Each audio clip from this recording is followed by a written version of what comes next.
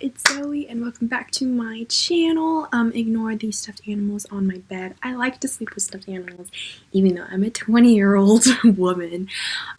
So before I get on with this video, please like and subscribe and leave a comment down below if you want to keep the conversation going. But based on the title of this video, this is something that I really struggled with, especially in quarantine. It's something that I wanted to talk about that I haven't talked about yet, that I think a lot of adoptees go through, pretty much almost all of them, and mine hit more when I was older. So that is what I'm going to be talking to you about today. So yeah, let's get on with the video. Oh, this is Baby Yoda, by the way. He's gonna be in my lap.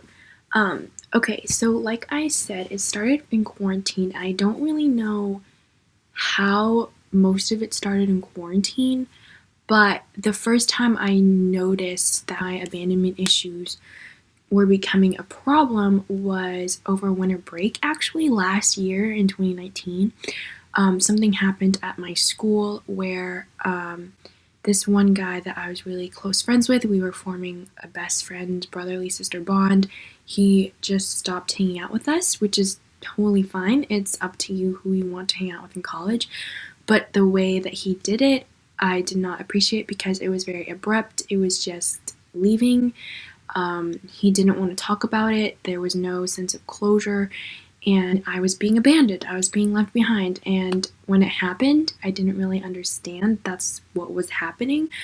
But that's ultimately what happened. And that really triggered most of my abandonment issues. Like I said, I'm not 100% sure how it started in quarantine. I feel like maybe something happened that I wish I could remember. Okay, hold on. I started writing in my diary again, so let me read it and see if I can find the moment that it happened, because I feel like I should remember, but I don't. Okay, so this one I wrote on May 16th, 2020. It's always hard for me when people leave me or pass away. Like, for example, when my grandpa passed away when I was 10, that was one of the hardest things I've ever had to go through. I went to therapy for it. As you can tell, this picture up here, that's of my grandpa because his 10-year anniversary of his death was this year, and he was like a father figure to me. And it was like losing my father because I don't have a father, and it was just very hard and took a really big toll on my life. And it's always hard for me when people leave. For example, the guy I mentioned earlier, I just always have trouble when people leave. I always try to like keep in contact with people that I've known since forever, like since I was in preschool or grade school. I always text them. I like to keep in contact with people. It's just hard for me to like let go unless it's a more gradual thing, you know, like we go to a different high school now, so we're not talking as much, like that's okay. But like deeper connections and closer people that I've been close with, it's hard for me to just stop talking to them all of a sudden.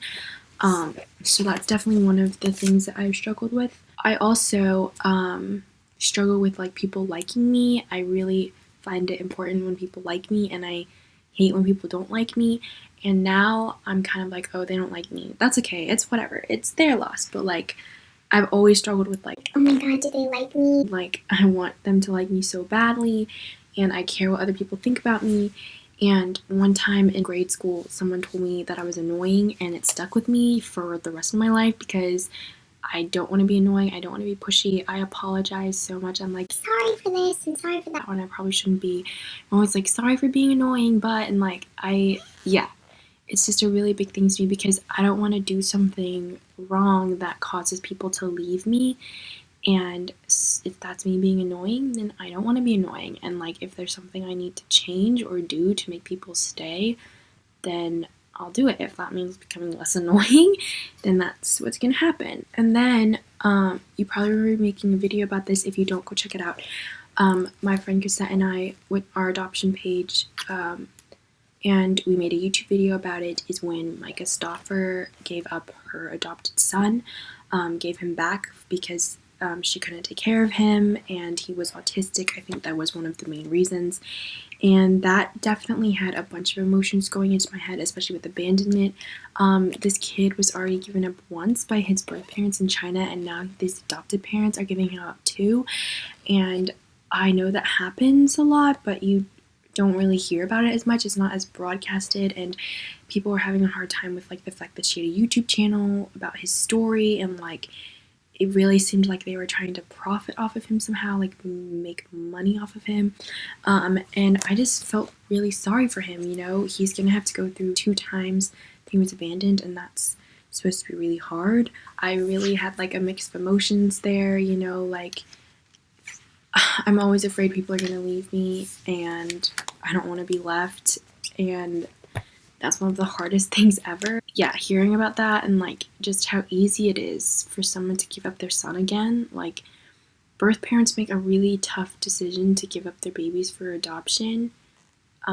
Even with the one child policy in place, which is one of the reasons I'm most likely here, that's still a tough decision to let go of a child.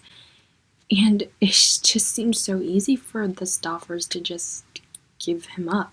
And then my final thing related to my adoption issues is, you know, just like what I've realized through quarantine and through all these months is that, you know, I don't care if I do something wrong or if I say something wrong. I can apologize for it, I can make up for it, but I don't want people to just up and leave me. Like I said before, it has to be a very gradual process.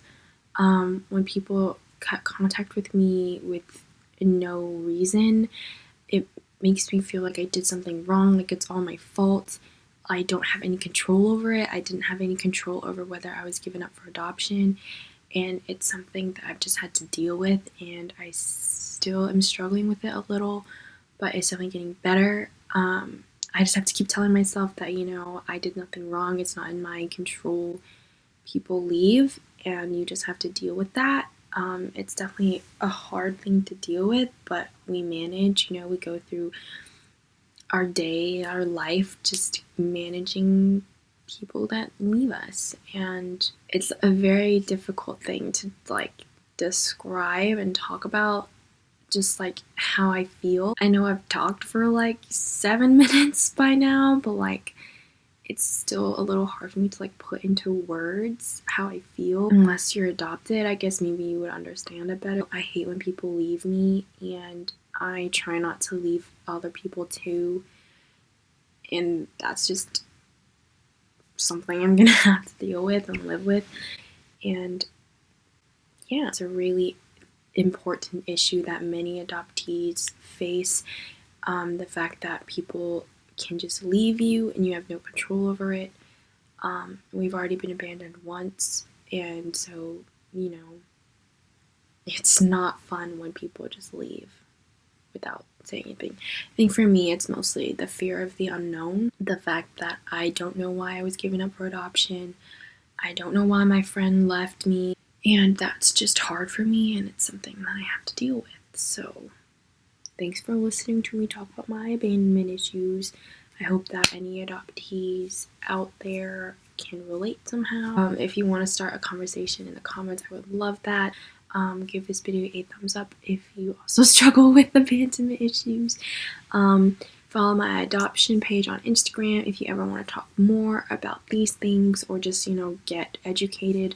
My final video for National Adoption Awareness Month is going to be a collab of adoptees that I reached out to on social media, and I will be uploading that next Wednesday, and I'm very excited for it. Depending what people have already said, I might be in it, I might not be. I'm mostly going to be behind the scenes editing it. So yeah, thanks so much for watching, and I'll see you all next week. Bye!